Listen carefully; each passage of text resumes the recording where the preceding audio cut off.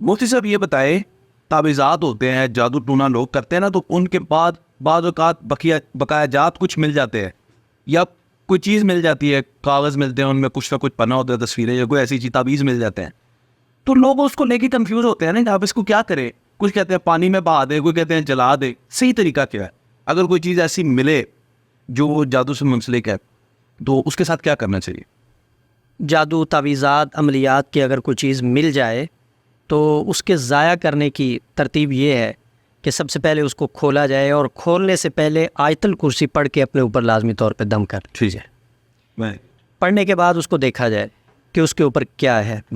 ٹھیک ہے، اگر تو اس کے اوپر قرآنی آیات لکھی ہوئی ہیں تو کسی برتن میں پانی لیں، اس تعویذ کو اس کے اندر رکھ دیں، 2-4 گھنٹے پڑا رہے گا تو وہ سیاہی جو ہے وہ اتر جائے گی، وہ سیاہی اتر جائے گی اور کاغذ خالی ہو جائے گا، تھوڑے بہت نشان رہ جائیں گے. پھر اس کاغذ کے چھوٹے چھوٹے ٹکڑے کر دیے جائیں، اور ٹکڑے کرنے کے بعد اس کو جلایا بھی جا سکتا ہے. اور اگر پتلا وغیرہ بنا ہو، گریں وغیرہ لگائی ہوں، تو پھر ان گروں کو کھولنا ضروری ہے. حضور علیہ الصلوۃ والسلام پہ جب جادو ہوا تھا تو سر کے بال کنگھی کے اندر گریں لگائی گئی تھی، اور آخری جو 2 صورتیں ہیں ان کی 11 آیتیں ہیں، 11 ہی گریں تھی، ایک ایک آیت پڑھ کے اس گرہ کو کھولتے گئے تھے اور جادو ختم ہوتا گیا تھا. اگر گروں والا جادو ہے تو وہ گریں کھلیں گی تو پھر وہ اس کا اثر بھی ختم ہوگا اور جادو بھی ختم. بالکل ٹھیک ہے. پانی میں بہا سکتے ہیں انہیں؟ پانی میں بہا سکتے زمین کے اندر نہیں. اس پانی کو مطلب اس طرح ہے کہ نہیں، اس طرح زمین میں نہیں، اسی پورے نقش کو اسی حالت میں نہ تو جلا سکتے ہیں، نہ اس کو دفن کر سکتے ہیں، اور نہ ہی اس کو پانی میں بہا سکتے ہیں. اس کا اثر تب ختم ہوگا جب اس کی حالت کو تبدیل کریں، کھولیں گے اس کو، مطلب ٹکڑے ٹکڑے کریں گے، اس کی لکھائی کو پانی کے اندر گھول دیں گے، کاغذ سے ختم کر دیں گے. پھر اس کی بہت شکریہ، یہ بہت قیمتی بات آپ نے بتائی ہے لوگوں کے سمجھنے کے لیے. تھینک یو سو مچ. یہ بڑا اہم سوال ہے، جادو کن لوگوں پر جلدی اور آسانی سے ہو جاتا ہے، اور کون ایسے لوگ ہیں جن پر جو مرضی آ جائے مائی کا لاج جادو نہیں کر سکتے؟ دیکھیں آصف بھائی، جادو کن لوگوں پر جلدی اور آسانی سے ہو جاتا ہے؟ جادو ایک گندگی ہے، اور گندگی کو متاثر جلدی جو کرتی ہے نا چیز، گندگی ہی کرتی. اگر بندہ خود ناپاک ہے، دیکھیں حدیث پاک میں جو کہا گیا ہے نا کہ صفائی نصف ایمان ہے، یہ صفائی وہ نہیں ہے کہ جھاڑو دینا جو ہے نصف ایمان ہے. اس سے مراد روحانی صفائی بھی ہے، جسمانی صفائی بھی ہے، ایمانی صفائی بھی ہے، قلبی صفائی بھی ہے. یہ ساری صفائیاں اس کے اندر ہیں. مطلب روحانی طور پہ اپنے آپ کو صاف رکھنا اس گندگی سے بچنے کے لیے یہ بہت ضروری ہے. یہ تو جو لوگ خانہ کعبہ جاتے ہیں ان کو پتہ ہے اللہ کو صفائی کتنی پسند ہے. لاکھوں کی تعداد میں لوگ ہیں لیکن آپ کو مٹی کا ذرا نہیں. جی ایسے جی. تو گندگی، جب جادو گندگی ہے، جب گندگی پھینکی جاتی ہے نا جی، اب بندہ اس سے خود متاثر ہوا ہے یا اس کے ذریعے اس کے گھر والے گندگی کی لپیٹ میں آئے ہیں، تو اب اس کے لیے علاج کروانا بہت ضروری ہے. اب علاج مطلب صفائی جو ہے یہ ماہر ہی کر سکتا ہے. اس کو ہی پتہ ہے کہ کتنا صابن لگانا ہے، کتنا صرف لگانا ہے، کتنا پانی اور کتنی دفعہ اس کو ملنا ہے. تو اگر کسی کو یہ ہو جائے نا کہ میرے اوپر جادو ہے، تو وظائف کی طرف جانے کی بجائے فوراً سے معالج کی طرف رجوع کریں، علاج کروائیں، اور اس کے بعد حفاظت کے اعمال و وظائف کرتے رہیں. اور جہاں تک یہ ہے کہ جیسے آپ نے کہا کہ کوئی مائی کا لال زور لگا لے جادو نہ ہو، تو اس صورت میں یہی ہے کہ بندہ حصار کی دعائیں پڑھتا رہے، حصار اپنا کرتا رہے، وظائف کا اہتمام کرتا رہے، قرآن پاک کی تلاوت کرتا رہے، باوضو رہے، پاک صاف رہے، پھر ہی اس سے بچ سکتا ہے، ورنہ مشکل ہے. آقا علیہ الصلوۃ والسلام جب پاک صاف اور قرآن تو سینے میں، ان پہ تو پھر بھی ہو گیا، تو ہم کیسے؟ جی بالکل، آپ کی بات بالکل زبردست ہے. حضور علیہ الصلوۃ والسلام کے ساتھ جو معاملات پیش آئے ہیں یہ امت کو سمجھانے کے لیے ہیں، امت کو بتانے کے لیے ہیں. ٹھیک ہے، دیکھیں تیمم کا جب حکم نازل ہوا ہے تو اس کے پیچھے واقعہ کیا تھا کہ اما عائشہ صدیقہ رضی اللہ تعالی عنہا کا ہار گلے سے نکلا، اونٹ کے نیچے چلا گیا، گم ہو گیا. صحابہ تلاش کر رہے ہیں، نماز کا وقت قریب ہے، جا رہا ہے، پانی نہیں مل رہا، اور حضور فرما رہے ہیں ہار تلاش کرو، جب تک نہیں ملے گا تب تک نہیں جائیں گے۔ بیوی سے محبت حضور نے کر کے دکھائی اور امت کو بتایا ہے کہ اس طرح بیوی سے محبت کرنی چاہیے۔ حضور نے فرمایا جب تک ہار نہیں ملے گا تب تک نہیں جائیں گے۔ اور ادھر نماز کا وقت جا رہا ہے، پانی نہیں ہے وضو کرنے کے لیے، سیدنا ابو بکر صدیق رضی اللہ تعالیٰ عنہ پریشان ہے کہ میری بیٹی کی وجہ سے نماز قضا ہونے کا خدشہ ہے۔ اللہ رب العزت نے تیمم کا حکم نازل فرما دیا۔ حضور کے ساتھ جو واقعات پیش آئے ہیں یہ امت کو سکھانے کے لیے، بتانے کے لیے۔ حضور پہ جادو ہوا، توڑ کے لیے اللہ رب العزت نے آخری 2 صورتیں نازل فرما دی۔ اب بندہ جو رات کو سونے سے پہلے اس ترتیب کے ساتھ، جس ترتیب کے ساتھ حضور خود کرتے تھے کہ 3 مرتبہ پڑھ کے ہاتھوں پہ پھونک لگا کے اپنے پورے جسم کے اوپر مل کے آپ سوتے تھے، جب آپ کا آخری سال تھا، مرض الوفات میں تھے آپ، کمزوری ہو گئی تھی، آپ خود نہیں کر سکتے تھے، تو آپ کے ہاتھوں پہ اماں عائشہ صدیقہ رضی اللہ تعالی عنہا نے پڑھ کر پھونک لگائی تھی، پھر آپ کے ہاتھوں کو چہرے پہ ملا تھا۔ اور دوسرا یہ ہے کہ حضور علیہ الصلوۃ والسلام نے جبرائیل علیہ الصلوۃ والسلام سے ایک دفعہ دم بھی کروایا تھا، یہ بھی امت کو سکھانے کے لیے، سمجھانے کے لیے۔ اچھا آپ یہ بتائیے گا کہ کسی کو کسی مسئلے کے لیے آپ تعویذ دے دیتے، سجیسٹ کرتے ہیں؟ آصف بھائی میں نا تعویذ بہت کم دیتا ہوں دیتا ہوں میں ضرورت پڑے اس کی تفصیل نہیں آتا کیونکہ سوال کچھ اور ہے میرا، بس مجھے ہاں یا نہ میں چاہیے کہ آپ تعویذ دے دیتے ہیں، میں بالکل دیتا ہوں۔ اب مجھے آپ یہ ثابت کر سکتے ہیں کہ رسول اللہ صلی اللہ علیہ وسلم سے تعویذ کا کوئی ثابت ہے؟ آپ صلی اللہ علیہ وسلم نے کبھی دیا ہے تعویذ کسی کو؟ جی بالکل، حضور سے ثابت ہے۔ میں صحابہ تابعین کی بات نہیں کرتا، وہ بات لمبی ہو جائے گی، ان سے بھی ثابت ہے، لیکن میں سیدھی حضور کی طرف جاتا ہوں۔ حضور میں آپ سے یہ پوچھتا ہوں کہ تعویذ اگر آپ مجھ سے لیتے ہیں تو کس لیے لیتے ہیں؟ کسی معاملے، بیماری، پریشانی، شفا کے لیے، حفاظت کے لیے، ایسے ہی ہے جی، جادو سے حفاظت کے لیے، جنات کی سے حفاظت کے لیے۔ ہاں جی، حادثات سے، آگے پیچھے نقصان سے۔ حضور علیہ الصلوۃ والسلام تشریف فرمائے ہیں، آپ کے پاس صحابی آئے حضرت ابو دردہ رضی اللہ تعالیٰ عنہ، انہوں نے آگے عرض کی یا رسول اللہ رات کو نا میرے گھر میں مجھے ایک سیاہ سایہ دکھائی دیا، بنبناٹ کی آواز، ایسے جیسے چکی چل رہی ہوتی ہے نا، ایسی مجھے آواز سنائی دی۔ حضور علیہ الصلوۃ والسلام نے فرمایا کاغذ اور قلم لاؤ۔ حضرت علی سے کو بلایا اور فرمایا لکھو۔ حضور علیہ السلام نے آغاز کیا، ھذا محمد الرسول اللہ، ھذا کتاب من محمد الرسول اللہ۔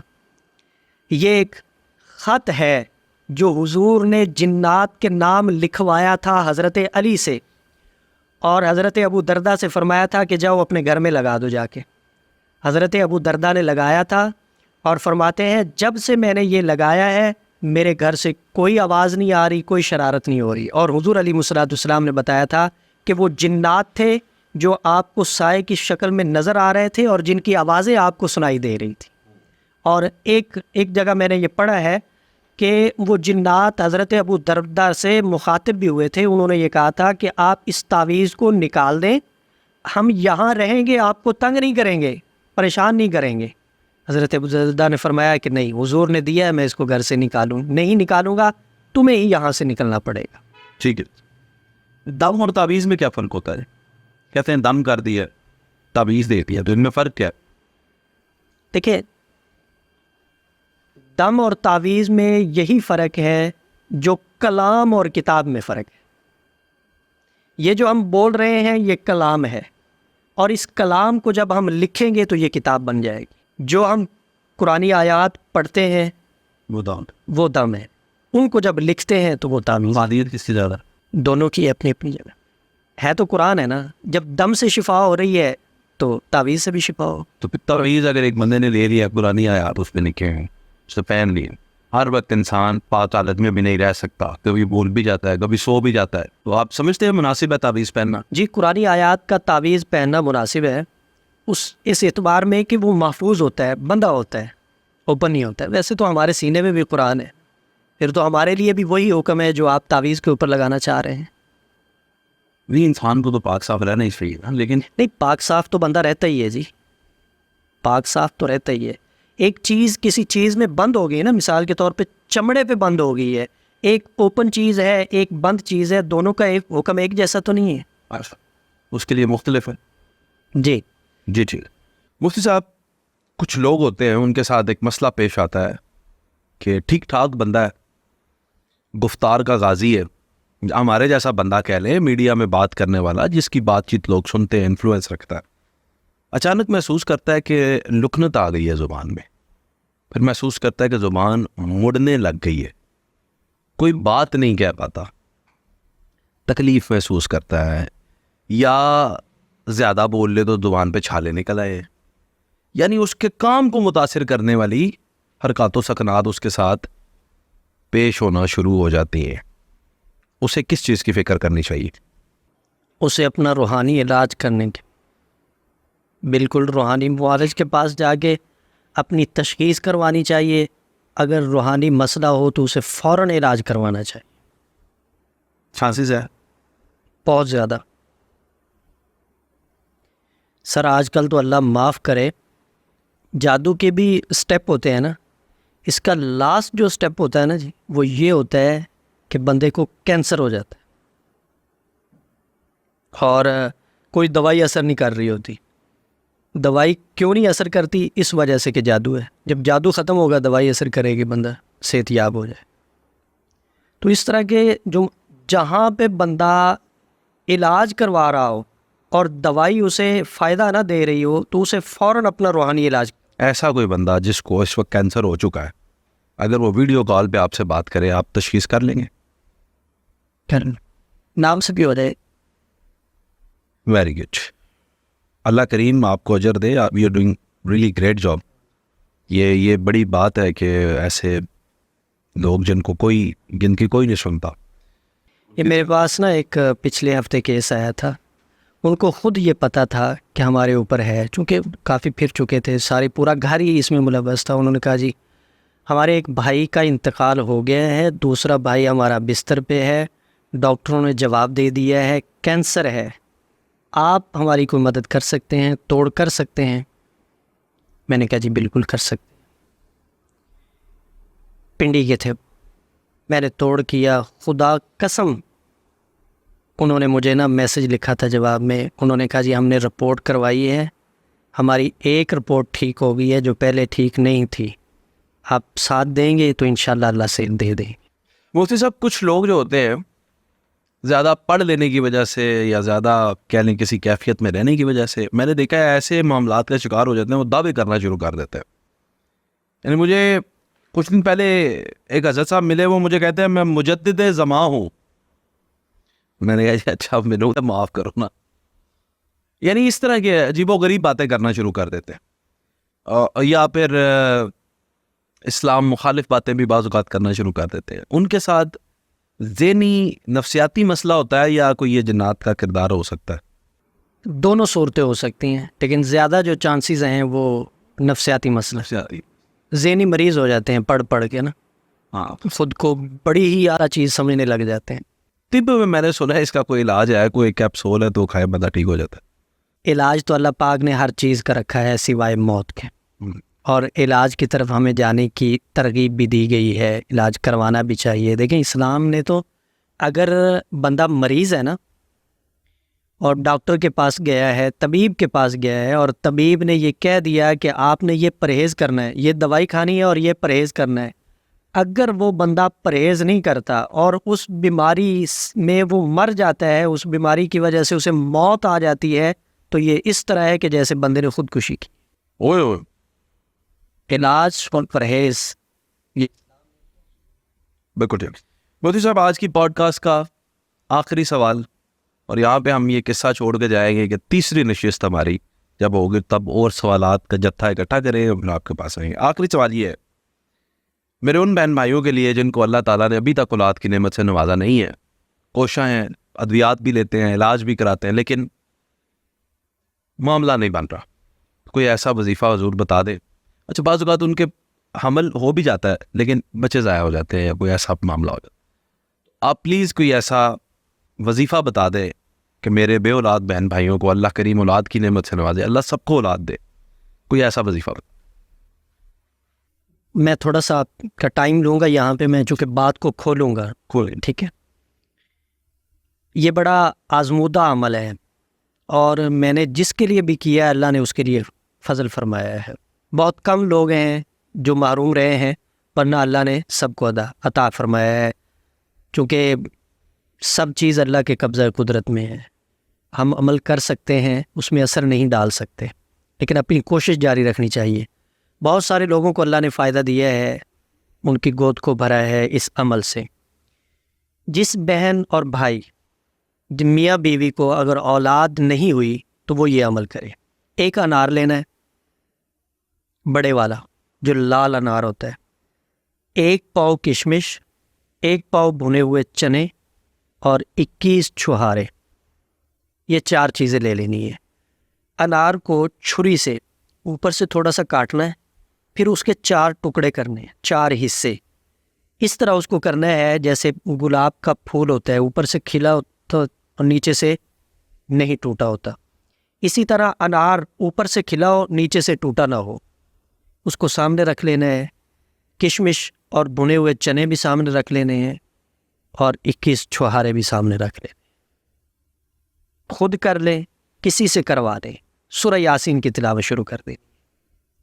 پہلی مبین پہ پہنچنا ہے، پھونک لگانی ہے ان چیزوں پہ بھی، اپنے آپ پہ بھی، میاں بیوی مطلب دونوں پہ. پھر سورت کو نئے سرے سے شروع کرنا ہے دوسری مبین پہ. سورہ یاسین کو 1 مرتبہ 7 مبینوں کے ساتھ پڑھنا ہے. پڑھنے کے بعد انار کے 2 حصے خامد کھائے گا، 2 حصے بیوی کھائے گی. کشمش اور چنے ان کو مکس کر کے چھوٹے معصوم بچوں میں تقسیم کر دینے ہیں. پیچھے رہ جائیں گے چھہارے. 7 7 7 3 ماہ میں تقسیم کر لینے ہیں. 7 چھہارے 1 ماہ میں کھانے ہیں. اگر امید نہ ہو تو اگلے ماہ 7 اور کھا لینے ہیں. اگر امید ہو جائے تو اگلے ماہ دوسرے 7 نہیں کھانے. کھانے کی ترتیب یہ ہوگی کہ آدھا انار خامد نے کھایا، آدھا بیوی نے کھایا. اسی طرح آدھا چھہارا خامد کھائے گا، آدھا چھہارا بیوی کھائے گی. اور جس دن انار اور چھہارا کھانا ہے اس دن ملاپ لازمی طور پہ کرنا ہے. اللہ پہلے مہینے کے اندر ہی فضل فرماتے ہیں اور اولاد ہو جاتی. ماشاء اللہ. اللہ کریم بے اولاد لوگوں تک یہ پہنچائے، اور اللہ کرے کہ جی. ایک اور عمل ہے اس کا. 2 نام ہیں، ایک اللہ کا ذاتی نام ہے اور ایک اللہ کا صفاتی نام ہے. اللہ الرحمن، دونوں نام لکھنے ہیں. لکھنے کی ترتیب یہ ہوگی کہ کاغذ کے اوپر الگ الگ حرف لکھنا ہے. ایک کاغذ کے اوپر لکھا اللہ، پھر لام، پھر لام، پھر ہا، پھر الف لام را ہا میم نون. یعنی ان 2 لفظوں کے 2 ناموں کے الگ الگ حرف لکھنے ہیں ایک ایک کاغذ پر، اور ان کو پانی میں گھول کے عورت کو پلانا ہے جو بچے کی خواہش مند ہے. پلانے کے بعد پھر قرآن پاک کی آیت ہے جو حضرت زکریا علیہ السلام نے دعا مانگی تھی اللہ تعالیٰ سے، رب حب لی من لدنک ذریۃ طیبہ انک سمیع الدعاء. اللہ رب اس کا ورد رکھنا ہے، اللہ رب العزت اولاد عطا فرمائے. دوسرا سوال تھا آپ کا جی کہ بچے ضائع ہو جاتے ہیں. اگر کسی عورت کا حمل ضائع ہو رہا ہو، ضائع ہو جاتے ہوں بچے، تو اس کا یہ ہے کہ اس کے پاؤں کے ناخن سے لے کے سر کے بال تک اس کو حمل ہو اور اسے یہ لگ رہا ہو کہ میرا حمل ضائع ہو جائے گا، تو سر کے ناخن سے سر کے بال تک ایک دھاگا ماپنا ہے لال رنگ کا، پھر اس کے ساتھ 8 اور ماپنے ہیں. ٹوٹل ہو جائیں گے 9 دھاگے. ان 9 دھاگوں کے اوپر سورہ والطارق کو پڑھنا ہے 11 مرتبہ. ایک مرتبہ پڑھنا ہے، گرہ لگا دینی ہے. دوسری مرتبہ پڑھنا ہے، گرہ لگا دینی ہے. تیسری مرتبہ پڑھنا ہے، گرہ لگا دینی ہے. 11 گرے لگا کے اس کو عورت کی کمر میں باندھ دینا ہے. بچہ پیدا ہوگا، جیسے ہی بچہ پیدا ہوگا اس کو اتار کے بچے کے گلے میں ڈال دینا ہے. بچہ نہ تو حمل ضائع ہوگا اور نہ بچہ پیدا ہونے کے بعد. اکثر بچے یہ ہوتے ہیں کہ پیدا ہونے کے بعد سوکھنا شروع ہو جاتے ہیں، پھر وہ مر جاتے ہیں. بچہ سوکھے گا بھی نہیں اور بچہ مرے گا بھی نہیں. اللہ اس کی حفاظت فرمائیں گے. مفتی صاحب، میرا اللہ تو جسے چاہے بیٹے دے، جسے چاہے بیٹیاں دے، جسے چاہے کچھ بھی نہ دے، لیکن جس کی 5 بیٹیاں ہیں 6 بیٹیاں ہیں وہ دعا کرتے ہیں اللہ ایک بیٹا دے دے، یا جس کے 4 بیٹے ہیں وہ دعا کرتا ہے اللہ ایک بیٹی دے دے۔ خواہش کی اولاد لینے کے لیے کوئی وظیفہ ہے؟ جی بالکل حذیفہ، اللہ کی طرف رجوع کیا جائے، اللہ سے مانگا جائے۔ سب سے پہلے یہ نیت کی جائے کہ اللہ مجھے اس حمل سے بیٹا دے گا تو میں اس کا نام محمد رکھوں گا۔ ارے واہ سبحان اللہ، اچھا اللہ بیٹا دے، محمد رکھوں گا۔ محمد رکھوں گا۔ دوسرا ایک چھوٹا سا عمل ہے، خامد بھی کر سکتا ہے، بیوی خود بھی کر سکتی ہے۔ پیٹ سے کپڑا اٹھا کے ناف کے تھوڑا سا اوپر انگلی کے ساتھ لکھنا ہے یا متین نون، یا متین نون۔ مرد اپنی بیوی کے لکھ سکتا ہے، بیوی کے لکھنا ہے ٹھیک، حمل ہونے کے بعد، یعنی 2 ماہ سے پہلے پہلے، یہ 11 دن کا عمل ہے۔ یا متینو لکھنا ہے، نون کو تھوڑا بڑا کر کے لکھنا ہے، اس نون کے اندر لکھنا ہے محمد۔ 11 دن یہ کرنا ہے، اللہ پاک اس کی برکت سے بیٹا عطا فرمائے۔ اور دوسرا، جتنے مرضی بیٹے لے۔ ہاں اللہ کے فضل و کرم سے۔ اور اگر کوئی تعویذ لینا چاہتا ہے نا، تو تعویذ یہ ہے کہ قرآن پاک کھول لیں، صاف کاغذ لے لیں، سورہ یوسف کو لکھنا شروع کر دیں، چھوٹی چھوٹی لکھیں کر کے پوری سورہ یوسف لکھ کے تعویذ بنا کے حاملہ عورت کے گلے میں ڈال دیں، اللہ کے فضل و کرم سے بیٹا ہوگا، آزمودہ ہے۔ کیا رہے واہ مفتی صاحب، یہ تو آپ نے نا ایسی امید جگا دی ہے لوگوں کے لیے کہ اللہ کریم آپ کو اس کا اجر دے، اور اللہ کریم خواہش کی اولاد بھی دے، اور اللہ کریم جو ہے وہ سب کو اولاد دے، کیونکہ اولاد ایک ایسی نعمت ہے جس سے کسی کو محروم نہیں رہنا چاہیے۔ سنیے، اولاد نہیں ہوتی تو بندہ خواہش کرتا ہے کہ اللہ دے دے، بیٹا دے دے یا بیٹی دے دے۔ جب پہلی بیٹی ہو تو پھر بندہ کہتا ہے کہ بیٹا ہو۔ میرے ساتھ یہ اللہ نے مجھے بیٹی دی، پہلے میری دعا ہوتی تھی کہ اللہ مجھے دے دے، بس بیٹی دے دے چاہے بیٹا دے دے، دونوں تیری نعمتیں ہیں، قبول ہے۔ بیٹی ہوئی، نام عائشہ رکھا، تو پھر خواہش پیدا ہوئی کہ اللہ پاک بیٹا دے۔ پھر یہ 2 تعویذ بھی لکھا تھا سورہ یوسف والا، اور یا متینو والا عمل بھی کیا تھا، اللہ سے مانگا بھی تھا، اللہ نے بیٹا دیا، نام رکھا محمد اکراش، صحابی کا نام ہے۔ اچھا، پہلا نام محمد ہونا چاہیے، آگے کچھ بھی رکھ سکتا۔ بہت شکریہ مفتی صاحب، it was a great session, اور امید کرتے ہیں کہ جلد ہی نئے سوالات کے ساتھ تیسرا سیشن بھی ہم کریں گے۔ تھینک یو سو مچ۔ آپ شفاء الدہر روحانی مرکز کی واٹس ایپ نمبر پر دنیا بھر سے رابطہ کر سکتے ہیں۔ مفتی محمد احمد شہباز صاحب سے آڈیو میسج میں اپنا مسئلہ بیان کریں اور فوری اپنے مسائل کا حل معلوم کریں۔ ہمارا واٹس ایپ نمبر ہے +92 300 488 386۔ شفاء الدہر روحانی مرکز، روحانی مسائل کا حل قرآن و سنت سے۔